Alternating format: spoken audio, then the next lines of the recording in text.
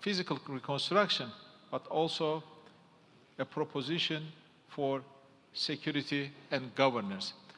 And we cannot have any better person other than Minister Badr Al-Abdulati to really tell us where are we on reconstruction plan, what it entails, and how is it seen by the other side. Well, first of all, thank you so much, my dear brother, my dear Minister Hakan Fidan. It's always a great pleasure to be here in Turkey, and we are very appreciative for the kind invitation. And I believe that it's timely to have such kind of discussions within this Antalya Diplomacy Forum on this very important issue. It's indeed a matter of urgency now to focus on the implementation of the Arab and Muslim reconstruction and the early recovery plan, which is now endorsed by 57 Arab and Muslim countries, as well as a lot of international players, including the European Union and others.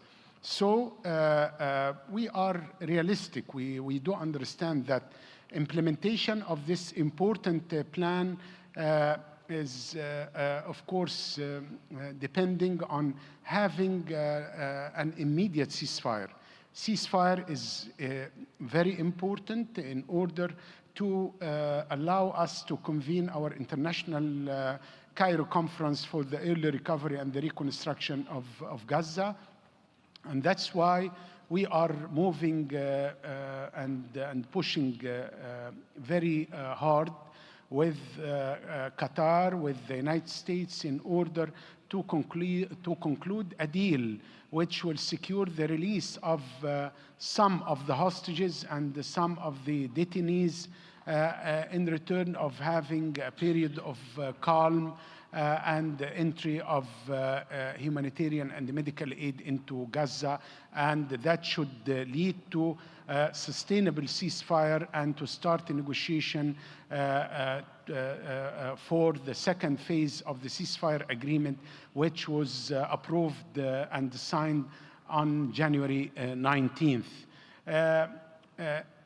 Hopefully, with the ceasefire, we will convene the Cairo conference on 2 days in full cooperation with the international community, with the United Nations and its specialized agencies on 2 days. 1 day will be dedicated to 4 workshops, one dealing with the role of private sector, one will deal with the issue of governance and security, one will deal with the early recovery as an urgent phase in order to allow and to enable the Palestinians to stay on their homeland by providing decent necessary measures on the ground, including temporary housing units and, of course, drinking water, sewage, and other basic services. And the fourth, of course, will be dedicated to the issue of financial instrument under the World Bank and the United Nations.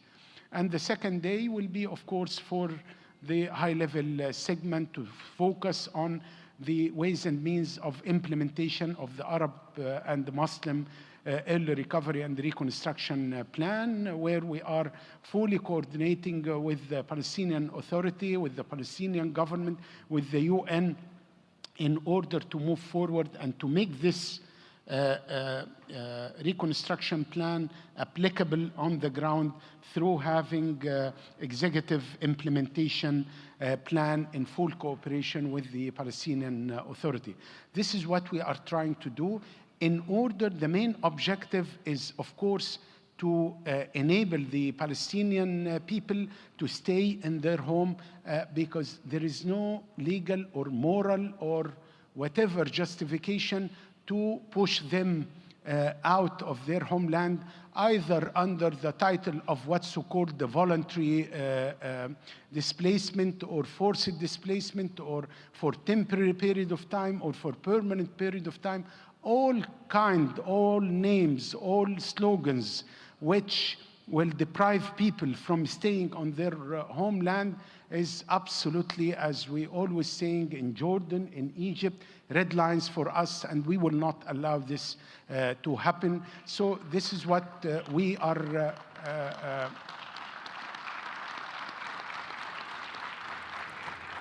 this is what we are trying to do in full cooperation with our friends in the United States, with Qatar, with the international community. And that's why it was very important, timely meeting to have for the Arab and the Muslim Ministerial Committee to meet today, and then to meet with the extended international partners from Europe, from Russia, from China. So that's why we are grateful for Turkey for having this meeting. So we will continue to work on that, and we are in the final stage of preparations with United Nations and of course with all stakeholders and our partners in the Palestinian government and authority in order to be well prepared. As soon as we have a ceasefire, we will have the conference, and then we will make it applicable on the ground.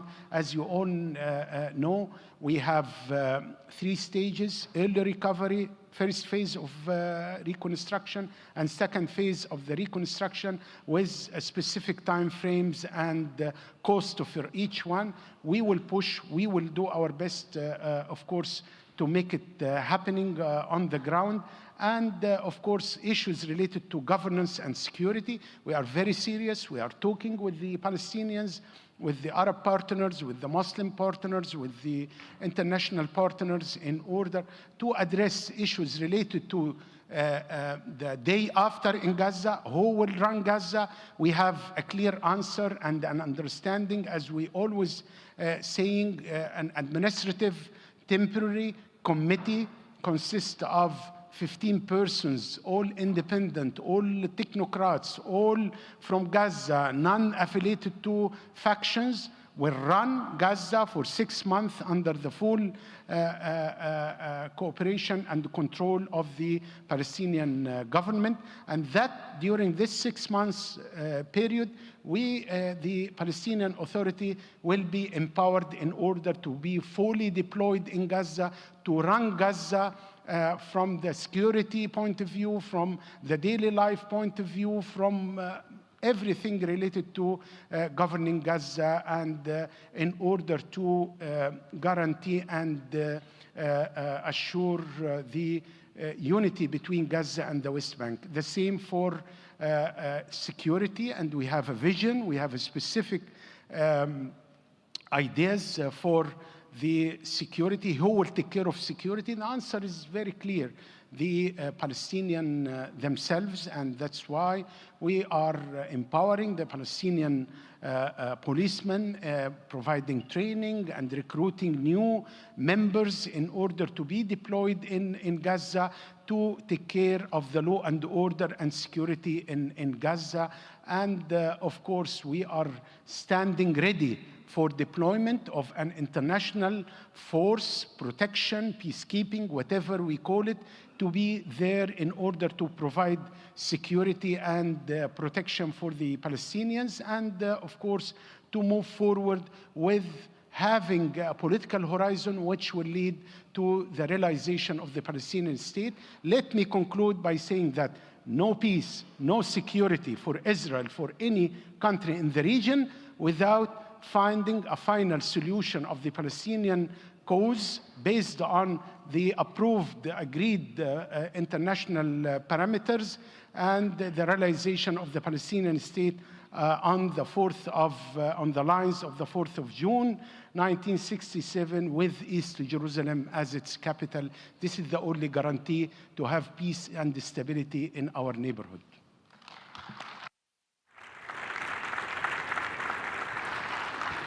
Thank you, Badr. Thank you. You are excused. You have some other appointments to attend, but You are saving yourself from the questions. He answered all the questions. Yeah, yeah. He answered all the questions. Well, as Bedir explained to us, there is one danger here. No matter what answers we give for the ceasefire or future of Gaza governance or reconstruction, it's not finding any echo or reasonable reaction from the other side.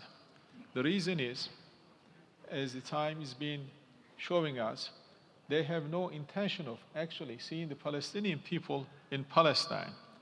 So any proposal to have a ceasefire or to bring an alternative order and services to Gaza or the West Bank is not welcomed by Israel, because they want a Palestinian territory without Palestinians. And they are not shy of displaying this policy. So in the light of this development, I like to turn to Prime Minister Mohammed Mustafa. He is someone that I really admire very much. No matter the circumstances are difficult, he has an excellent work ethic and enthusiasm, and he's trying to keep West Bank together by delivering basic services, by finding finance, and by really attending every daily business of the Palestinian people. So, dear friend, how is the situation in West Bank now? You know, we are paying a lot of attention to what's happening in Gaza and the genocide in Gaza, but at the same time, we know that there is another series of crimes taking place in West Bank. So what is the situation in West Bank through your eyes? How optimistic are you for the future of Palestine? And what else can be done to advance the agenda of two-state solution? Thank you very much, my friend. I really appreciate your hospitality and your leadership and the meeting earlier today. I think it was a very well run, a very effective meeting, came at the right time, but also we're pleased to be part of the ADF this year and be contributing to that. So thank you for the opportunity. The future of Palestine, I'll start from there, if I may. The future of Palestine will be bright. As long as we have people on the ground that love their country as we do, they are so resilient, you can be hopeful. So displacement is a threat, destruction is a threat, wars are a threat, settlements are threats, economic sanctions and economic hardship is a threat, but our people will prevail. Our people will prevail.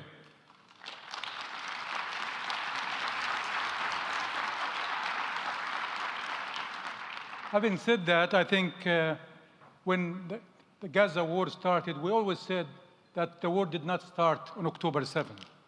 Our people in Palestine have been subject to all sorts of wars, displacements, destruction, hunger, whatever you want to call it, for 77 years, since 1948. So we had no illusions that what's happening in Gaza is just another chapter in this long journey for independence for Palestine and for peace and security for the region. So we have no illusions that this is just another war. Therefore, we have acted responsibly so that we not only try to protect our people in Gaza, but also try to stabilize the situation in the West Bank. So while the war in Gaza continued, unfortunately, our people in West Bank, especially in the refugee camps of the West Bank, have been a subject of Israeli illegal actions displacement again within the West Bank from refugee camps to cities, and financial siege in order to make things difficult for people to stay and live in West Bank, especially in addition to refugee camps, especially in East Jerusalem. There are all kinds of hardship facing our people in Jerusalem. So the Israeli efforts to undermine our presence as Palestinians in the West Bank has always been there, but clearly been more clear in the last few months. I think more than 60,000 Palestinians have been displaced from refugee camps in the West Bank. More than 200,000 people were kicked out of their work in Israeli companies.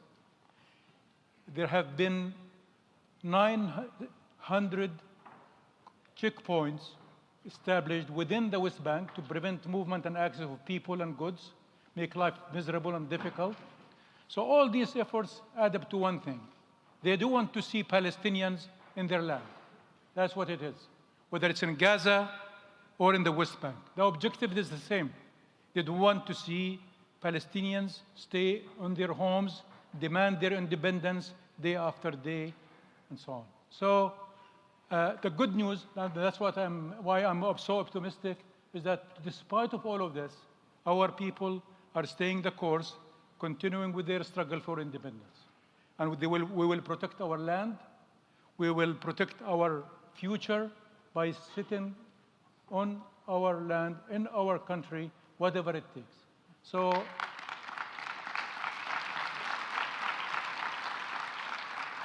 having said that, I just want to add something, that although things are difficult, although we as a Palestinian government are committed to continue to do everything we can to prevent displacement, to prepare a better future for our people in Gaza, but also to pursue the objective of independent state, we should not forget to thank all the friends and partners in the region and around the world who have been consistently supportive of our cause. The good news is, despite what the Israeli side is doing, there's 149 countries around the world recognize Palestine as a state. And that's important. That's important. So we will stay the course, but I want to take this opportunity to thank Turkey specifically for the good work that the President Erdogan, the government, and yourself, of course, my friend, for all the good work you are doing to support our people. Well, thank you very much, dear friend. You know, from your statement, it's very clear that you are again and again exposing one clear fact, that Israel's main objective is to make the entire Palestinian territory a place where no one can live. Yes. Hard methods, soft methods, war, blockade, whatever measure necessary to make the Palestinian territory unlivable, they are taking. So it is taking place in the eyes of entire world. So it is our primary duty to first expose this and to develop action against this and to take measure against this. Now, speaking of all the actions and measures, we have a distinct guest here, Foreign Minister of Jordan. Jordan, as you know, has been a part of regional and international, all the efforts when it comes to Palestine. And my dear friend, Ayman al-Safadi, personally, for the last 2 years, I have the privilege of working together with him in many international meetings and events just to defend the Palestine. So he's very knowledgeable about it, and he's very much active. So I want to ask him, through Jordan's eyes, I know that you have a specific responsibility for Masjid al-Aqsa too, and you are very close to West Bank, and you have already declared a red line for some scenarios for future scenarios of West Bank.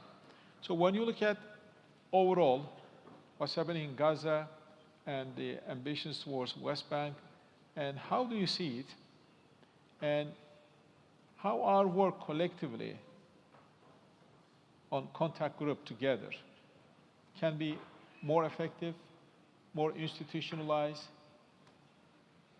through our work, please. Good evening to you all, and thank you, dear brother Hakan, for hosting us today. And I want to congratulate you on the success of this really amazing forum. And I want to stress again that we've been working together as partners with a view to achieving our common goal of achieving justice, ending the oppression of the Palestinian people, and setting our region on a course towards a future of peace, stability, and security for all. So again, I recognize the importance of our partnership, and I thank you for your efforts, dear brother. Look, I think this is a friendly audience that really knows everything that's happening in the region, so I'm not going to spend a lot of time explaining what's happening in terms of the immediate, but I must say that we've got to, right now, identify our priorities. And the number one priority is to stop the carnage, stop the madness, stop the brutal killing of Palestinians and the destruction of Gaza. Because that is going unabated, despite our continuous efforts, not just as a group, but also among many others of our partners, to bring this brutal war to an end. We have not been able to do so. The amount of destruction is beyond description, and I think facts speak to themselves in terms of the number of Gazans killed, numbers of children killed, numbers of hospitals destroyed. I think that has crossed the record of any other conflict in modern history. As you said, we in Jordan are the closest to the Palestinians, and the Palestinian issue remains to be at the forefront of our priorities, working with our brothers and partners to try and bring an end to the conflict. And I think we've got to look at the bigger picture and really assess the strategic danger that we see happening here. If you look at Israeli policies across the region, from Gaza, West Bank, Lebanon, and Syria, I think we'll see a pattern of Israel escalating under false pretenses to try and achieve its own strategic objective of expanding their territory at the expense of neighboring Arab countries. And that's something that we have to watch very, very carefully. What is it that Israel wants, and what is it that we can do to stop it from achieving it? And I think key to this is really exposing the policies of Israel, showing the long-term devastating consequences of its policies, not just on us in the region, but also in the Arab and Muslim wars, but also in Israel itself. Because I think by now, decades into the conflict, everybody knows that unless we solve the root cause of conflict, which is the Israeli occupation of Palestine, the denial of the Palestinian people of their right to freedom and safety and justice and statehood, the region will never enjoy security. And war will continue to be a shadow hanging over our region. That has been the history. So I think now the focus must be on ending the war, saving people. Imagine that since March the 2nd, not a single piece of bread has been allowed to over 2 million Palestinians who've already lost their homes and their schools and their streets and their clinics, everything. So how is denying people their basic right to food a self-defense act? How is this investment in the security of Israel, or even in the future of Israel in the region? These are the hard facts that we know, but these are the hard facts that we've been working collectively together in the group to expose to the world and to explain that there is a false Israeli narrative out there that is distorting facts and that's sowing the seed of future conflict in the region. And it's not what we in the committee have been doing or not doing that's really the reason for why this carnage and this brutality is continuing. We in the group are very unequivocal about what we want. We want to end the conflict, the war in Gaza. We want to solve the Palestinian-Israeli conflict on the basis of the two-state solution that will guarantee security, stability for all in the region, and that a sovereign, independent Palestinian state would live in peace and security alongside a secure Israel as well. That's been our proposition. That has been our plan for decades. What do we hear from Israel? and ask any Israeli officials, what is your vision for beyond the immediate wars that, and I say wars in the plural because we see what's happening in the West Bank, we see what's happening in Syria as well.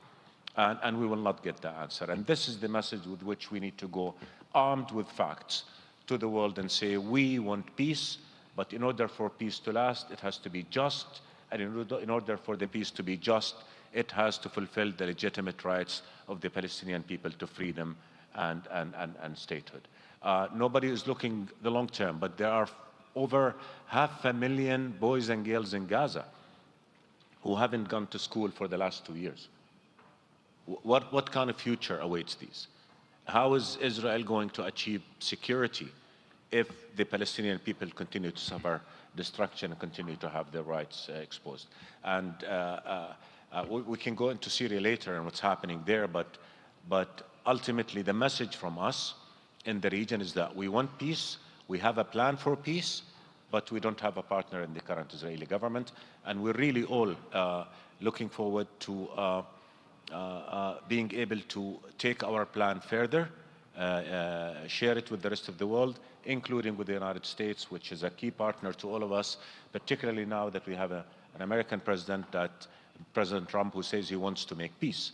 And we are partners in that effort to make peace. And I think it's our job to explain that in order for that peace to happen, the Palestinians have to have their state and have to have their freedom to live side by side, Israel and peace and security. But I think we cannot continue as an international community to have the future of the region taken hostage to the ideology of the Israeli Prime Minister and to the radical extremist ministers in his government. Not only is he taking the future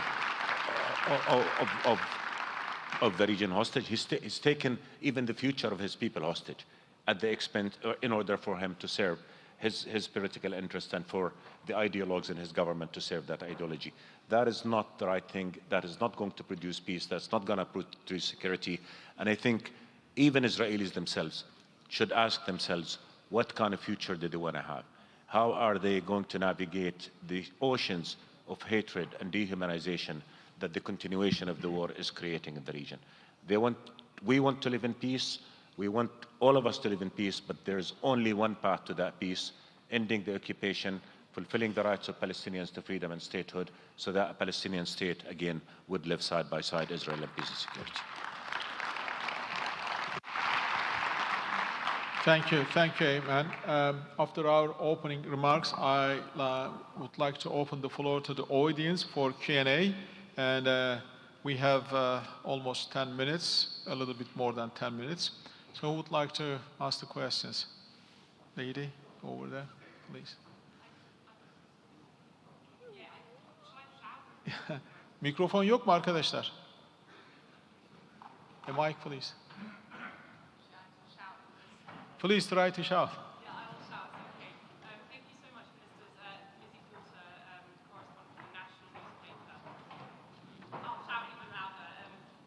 Lizzie Porter, the National newspaper, Istanbul correspondent. I have a question about the Egyptian Prime Minister's remarks about training a Palestinian police force. Who is doing that training, and is there a sort of timeline after the ceasefire?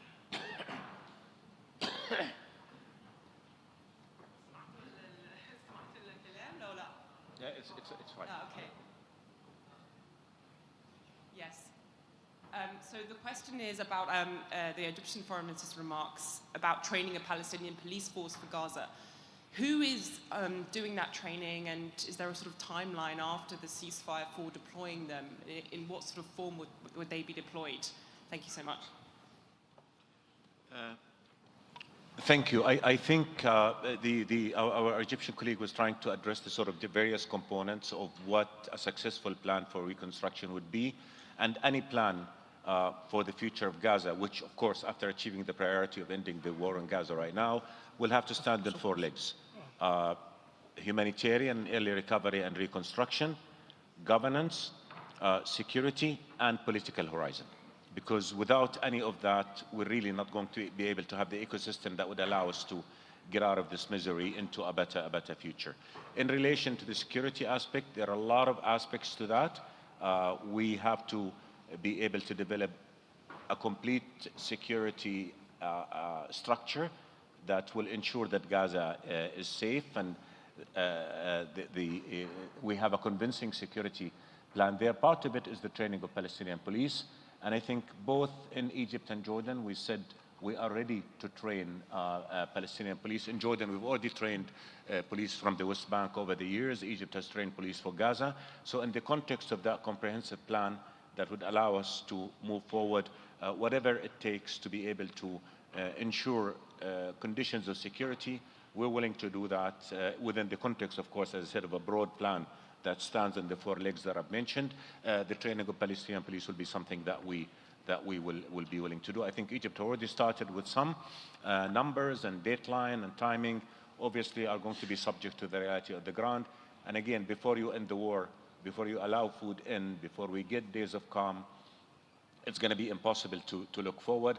And that's why we've been urging as a group, as a committee, as members of the international community outside our committee as well, to be able to have a ceasefire, to go back to the exchange deal that will allow us the necessary calm during which we can all come together and fine-tune whatever plans we have towards the objective of ensuring an end of the war and an irreversible path, as our dear friend Prince Faisal of Saudi Arabia has been saying, who's the chair of our committee, irreversible path to the realization of a Palestinian state on the basis of the 2-state solution, so that the whole region can enjoy peace and stability. Would you like to also comment on that question, Of course. Prime Minister? Thank you very much. I think it would be useful to put this in context as well, because we're not training police, just any police. This is the police of the Palestinian Authority, the Palestinian government. And as we all know, the Palestinian Authority governed Gaza until 2007 and still have a police force in Gaza, and not been active, unfortunately, but we are now working towards re-engaging them, retraining them, and the training question then comes into that context partially.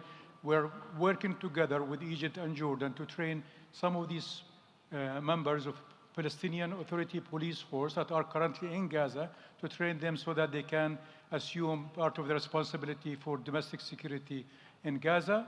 In addition to that, obviously, we are going to do additional recruitment, if you like, whether from Gaza itself, new members, but also potentially we can bring in some members of security forces from the West Bank.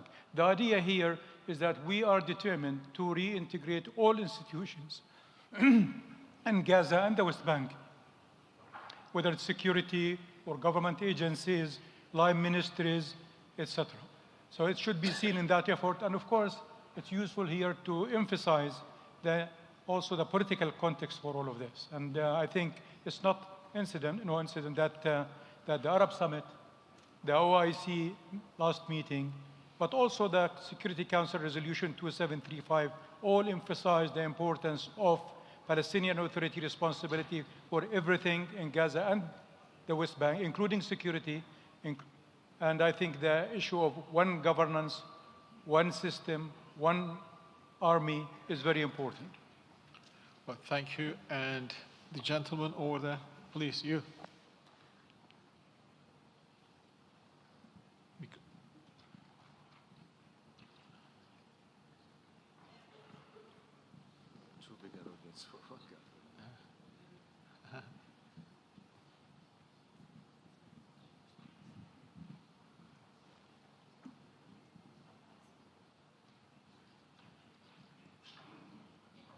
Thank you very much. Oğuz Üçüncü Deputy for the ruling AK Party for Istanbul. Just because of news containing that there will be an announcement for a solution by the US government soon concerning Gaza, is there any kind of solution that includes an exodus to Syria so that the Gazans have to leave their home and their land? And is this considerable as a solution for those who are members of the contact group. Thank you very much. We have Syria. Never heard about Syria. Thank you. First of all, I think we've made our position unequivocally clear, both as Jordan and Egypt, but also as Arab and Muslim countries, as a member of the Islamic Arab Muslim Committee. Displacement is a red line that we will stand against. Palestinians must stay on their land. This is their ancestral homeland, and displacing Palestinians is something that we will never, ever accept. That is a common position among all of us. It's a legal position, it's an ethical position, it's a moral position, it's a human position. How could you just displace people and assume that you've solved the problem? And for us in Jordan, I think His Majesty has been unequivocally clear as well in saying that's a red line. Palestine is for Palestinians and Jordan is for Jordanians, period. No discussion of that. And I think you hear a lot of disinformation, misinformation, test balloons. I cannot speak for our brothers in Syria, but I'm sure nobody will accept the displacement of Palestinians. Syria is in a moment of transition itself. It needs all the support it can get. And that's why we're all supporting Syria and rebuilding Syria on bases that protect its sovereignty, territorial integrity, represent the rights of all its people, and preserve the rights of all its people after the decades of suffering to which the Syrian people have subjected. And Syrian refugees have yet to return home to their country yet. I mean, whether in Jordan, where we have 1.3 million Syrian refugees, or in Turkey, which have graciously hosted Syrian refugees as well, these are still in our countries. And waiting for the right moment to go home, and they cannot go home until the infrastructure for rebuilding their country have been put in place. And that's why we're urging all of us coming together to support Syria and building the new Syria of hope and fairness and justice and promise to all its people. And that's why we're all urging an ending of sanctions so that Syria can rebuild and create conditions conducive for the voluntarily return of refugees to Syria. I want to elaborate a little bit, if I may, on something that our colleague from Egypt has said. There's this narrative out there now that's trying to market what they call voluntarily migration. And if people want to voluntarily migrate, then nobody should stand in their way. And I think we need to be very careful here of to what amounts to voluntarily. When you make a place unlivable, when you destroy everything from streets to schools to bakeries to water pumps, and then you push people to leave, that is not voluntarily. We are in this hall now, and we're sitting here discussing. Somebody puts a fire to this hall, and we all run. Is it voluntarily departure from the hall, or is it we're running for our lives because the fire is going to consume all of us? So that's something that we need to look at. And we need, again, to look at the broader picture. What is it that the current Israeli government wants? Not just in Gaza. Why are they encroaching on Syrian territory now? The Syrian government has said it doesn't want war with Israel. It wants to focus on rebuilding the country. Where is the threat to Israel coming from Syria now? And yet Israel encroaches in Syrian territory, creating the seeds of future discontent. So that is, look at the West Bank, what's happening there. The confiscation of land, the settlements. And Hakan asked me about the holy sites, which to us in Jordan is a top priority, and His Majesty has made it very clear that preserving the Arab Muslim Christian identity of Arab Muslim holy sites in Jerusalem is a top priority for Jordan, and we will do everything we possibly can to protect it under the Hashemite custodianship of the holy sites as well. So look at the bigger picture, but be careful with some terms and some disinformation that come out, test balloons or false narrative. We should turn the narrative and turn the tables and say to the Israelis, you want peace, we want peace. And don't believe those who tell you that you're surrounded by countries who want to destroy you. That's not true. Here's the Palestinian Prime Minister who's saying he wants to live in peace and stability with Israel. He's Turkey, a major Muslim country, who says it wants to live in peace and prosperity. Egypt was there, Jordan was here, Saudi Arabia, Qatar, all of us. We're saying we want to live in peace, but in order to have that peace, you have to have the rights of the Palestinian people fulfilled to living on their land, in their ancestral, their land, in freedom and without threat. Thank you, Ayman. Unfortunately, we've reached the end of our time, and one last question, and the gentleman over there. This is the last question, unfortunately. Unfortunately.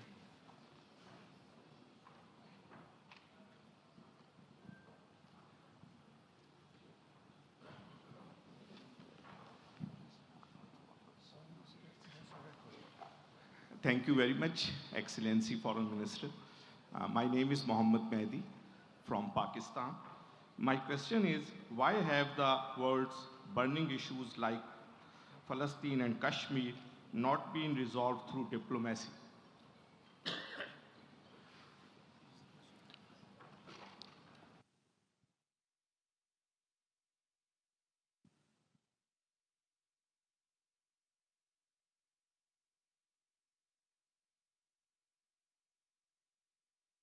I'll give it a shot. Thank you very much, my brother. And of course, diplomacy requires engagement from parties engaged in the conflict, in any conflict. In this case, in case of Palestine, unfortunately, the other side of the conflict, maybe the original source of the conflict, I should say, the Israeli side, is not really that keen. They're not in a hurry to move forward with a serious process. We have started a peace process many years ago, as you all know. We've extended our hand for peace and tried everything we can in good faith to save the region, more agony, more war, more problems.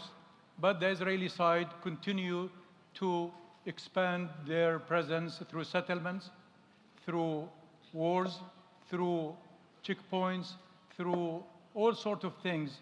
Of course, undermining also our religious sites in East Jerusalem and other places. So they have done everything they can to undermine peace. So as the minute the Israeli side shows serious interest in peace, they will find us as willing partner. And as the minister, Deputy Prime Minister from Jordan just said, we all ready, we are all willing. The Arab Peace Initiative is still there. Many other Arab countries, including Saudi Arabia, are seriously looking into a regional approach to solving this problem. But then it takes a willing partner on the other side. That's what we're missing.